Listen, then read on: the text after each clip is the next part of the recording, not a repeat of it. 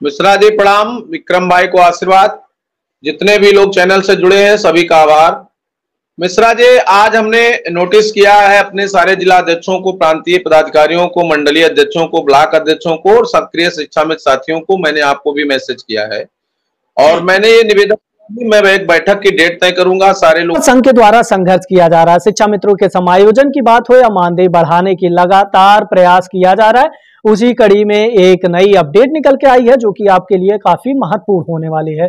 आप लोग पहले इस पूरी वीडियो को अंत तक जरूर देखिए। लोगों के साथ बैठक करूंगा, कमेटी पे विचार करूंगा और अगली रणनीति पर जो भी चर्चा निकल कर आएगी उस पर निर्णय लेंगे।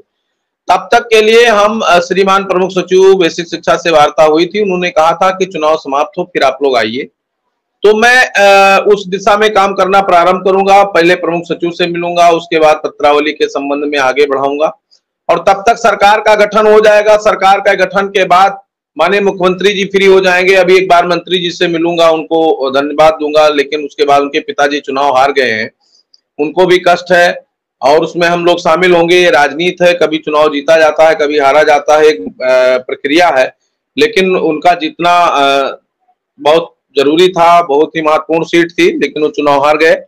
मैं मंत्री जी से भी मिलूंगा और मंत्री जी से मिलने के बाद में फिर अन्य तमाम माननीय मंत्रियों से और विधायकों से मिल करके, जनप्रतिनिधियों से, अधिकारियों से सीधा मैं संवाद स्थापित करूंगा और कोशिश करूंगा कि बड़े समन्वय के साथ शिक्षा मित्र निदेशकों की समस्याओं का समाधान हो जाए। सरकार हमारी पीड़ा को सुने, हम सरकार के साथ वार्ता करके अपनी समस्याओं का समाधान कर लें।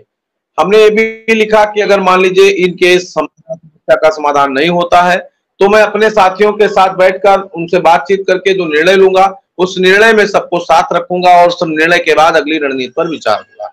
तो मिश्रा जी, सबसे पहली प्राथमिकता है कि अभी तो 3-4 दिन सरकार के गठन में चले जाएंगे। माननीय मुख्यमंत्री जी भी व्यस्त हैं, तमाम स्टेट के मंत्री भी वहां जाएंगे, अधिकारी भी जाएंगे, सभी लोग लगे हैं और सरकार के गठन के बाद कामकाज जैसे ही शुरू होता है तो हम प्राथमिकता के आधार पर इस विजन को लेकर के और सरकार के पास जाने का प्रयास करेंगे और उम्मीद होगी है कि सरकार को सुनना चाहिए, क्योंकि माननीय मुख्यमंत्री जी ने कहा था कि चुनाव के बाद हम शिक्षा मित्रों की समस्याओं पर चर्चा करेंगे, हम निदेशकों की समस्याओं पर चर्चा करेंगे, अन्य व्यवस्थाओं को देखेंगे। जहां तक चीफ सेक्रेटरी साहब हमारी पत्रावली ले भी गए थे, सभी के संज्ञान में है। महानिदेशक महोदय का आभार है, वो भी गई थी। आदरणीय प्रमुख सचिव साहब ने बहुत मेहनत किया था, लेकिन उसके बाद भी उन्होंने किसी कारण से मना कर दिया होगा। तो मैं एक बार फिर माननीय मुख्यमंत्री जी के पटल पर अपनी बात ले जाऊंगा, रखूंगा और निवेदन करूंगा कि अब हम लोगों का समस्या का समाधान करिए